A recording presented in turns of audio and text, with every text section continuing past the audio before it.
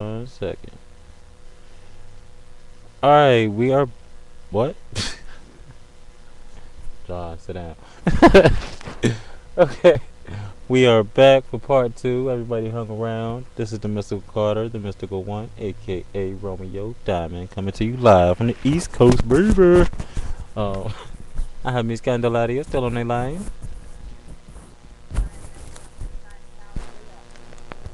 Shout it out one more time. Represent. Ah. West side. And the Morgan Fire. Welcome back, my herbal man. What's up? What's up? It's the Morgan Fire from California. All the way from the West Coast. Alright. Wasting a whole lot of gas. And me, of course, representing VA Cap City. Deuce up, deuce down. Alright, we are back for part two real quick. We're gonna set this off where we left off. Miss Candelaria and the Morgan Fire was getting into a very good discussion on our pantheon history, and is it or is it not a good idea when you're doing ritual to close and to start and close with the same pantheons? You guys can pick back up with that. Alright, well, I began to talk a little bit about how I use various pantheons in my work because I do consider myself eclectic.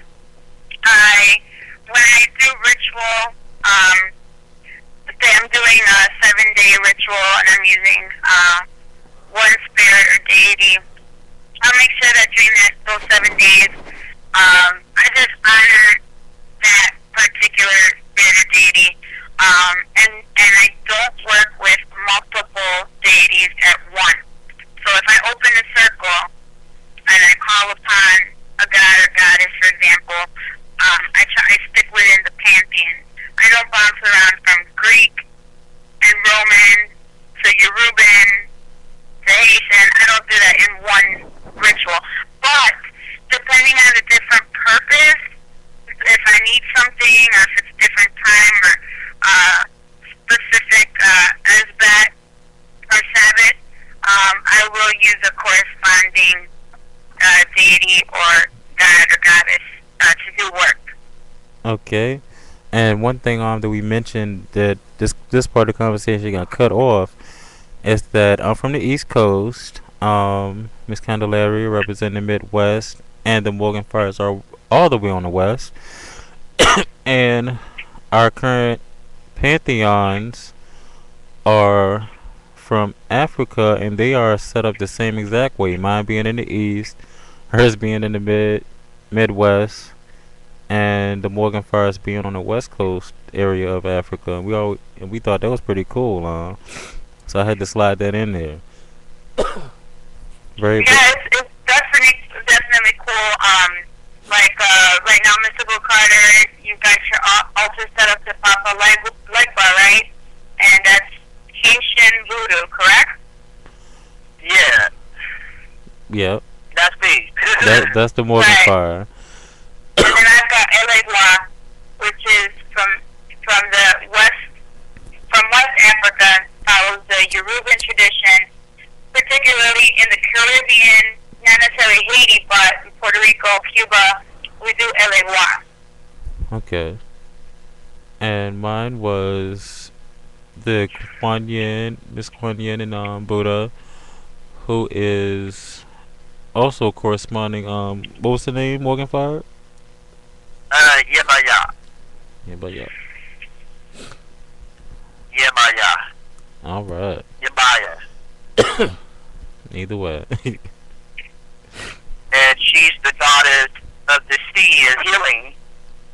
And they would synchronize, there's some non-traditional people would synchronize Yaraya with Kuan Yin, since they're both element of water, and healing. Good stuff. And I have a question for Mystical Carter. What's up? If you were to get into pagan pantheons, what would it be? Hmm. My first pantheon will be one that I'm more familiar with, which would be Greek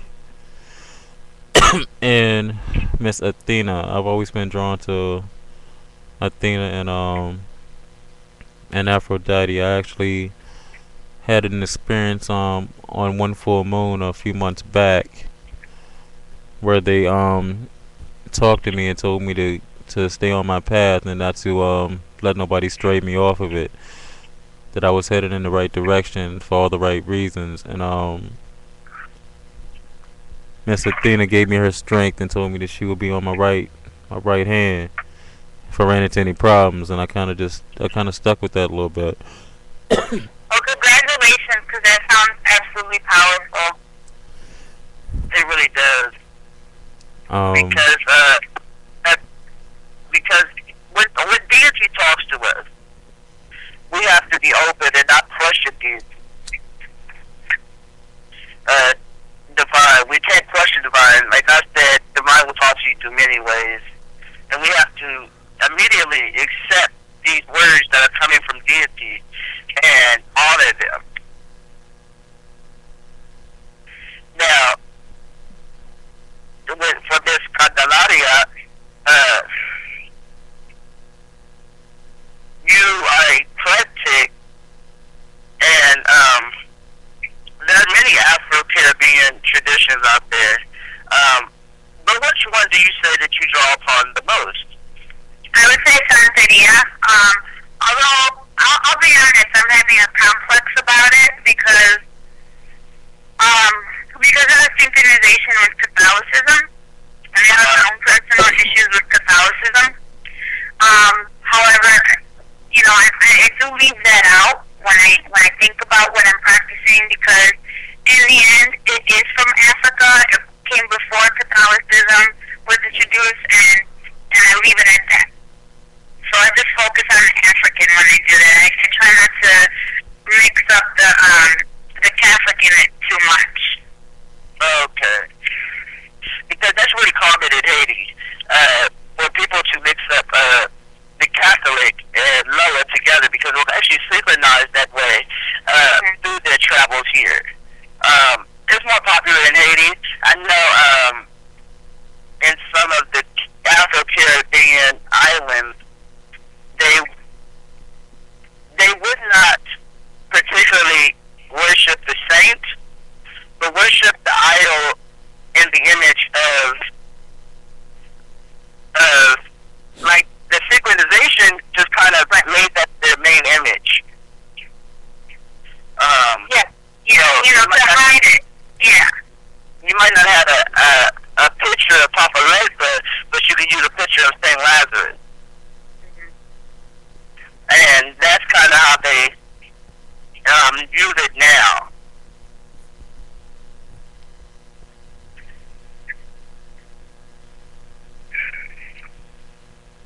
cool, guys. Keep going. And what is your pagan tradition? My own personal pagan tradition, I take a lot from the Wiccan framework. I really do appreciate it, and I think that there's something to be said about it, about the structure of it.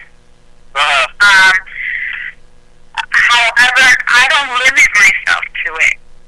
I feel like, you know, Morgan Feiner, we were talking about the other day about free-forming stuff.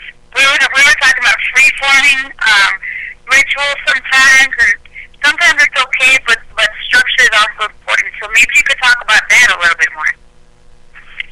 Okay. When I was talking about the structure and keep it to structure, 1 second, please.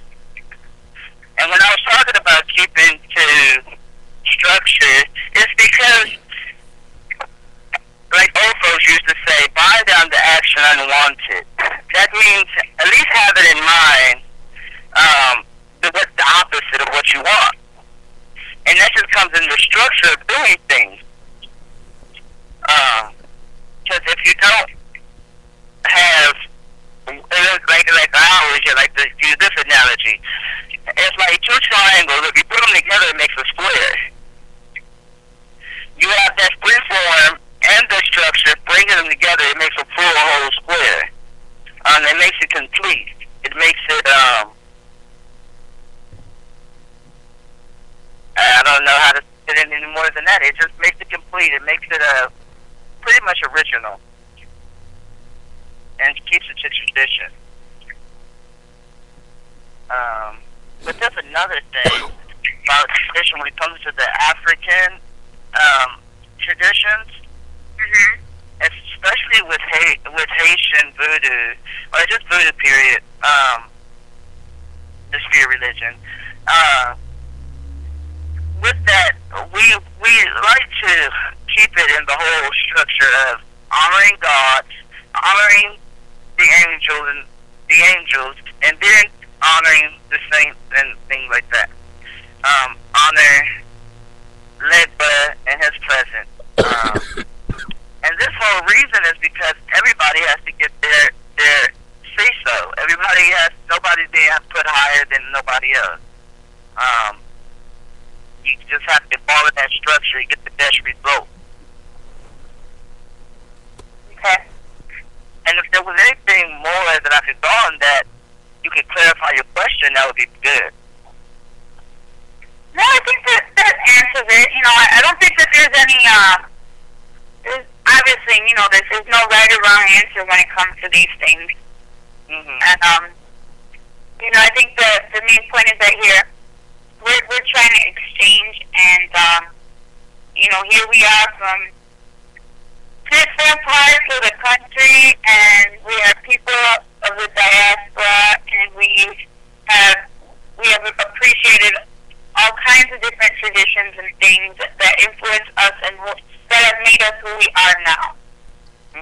And I think that the fact that we've come together speaks volumes to the traditions the transition that we are all in right now in this time period.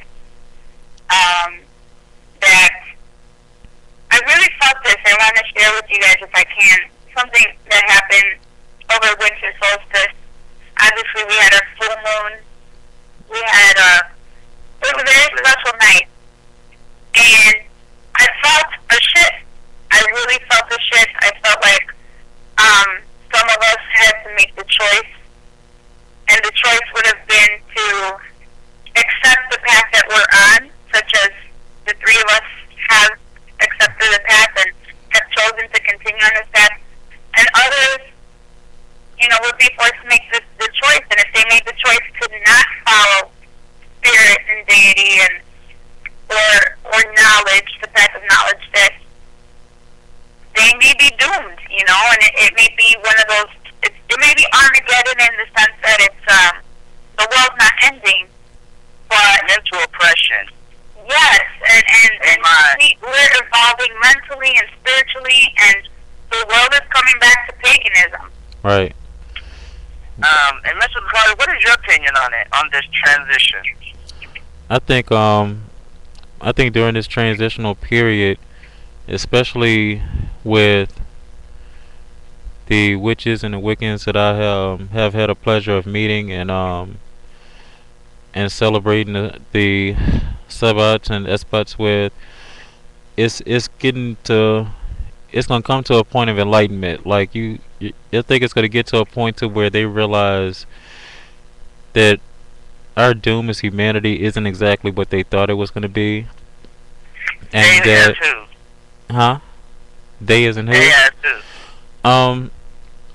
I have to start with the Christians. I don't think their version of Armageddon is gonna happen that exact, or anytime near, because the world, just like Miss Candelaria said, is becoming more enlightened and opening up to a lot of the things that they closed us as a whole off from, as far as the possibility of other intelligent life forms who could have been the original gods that we seen coming from the sky, who periodically come back and visit us to check on our progress.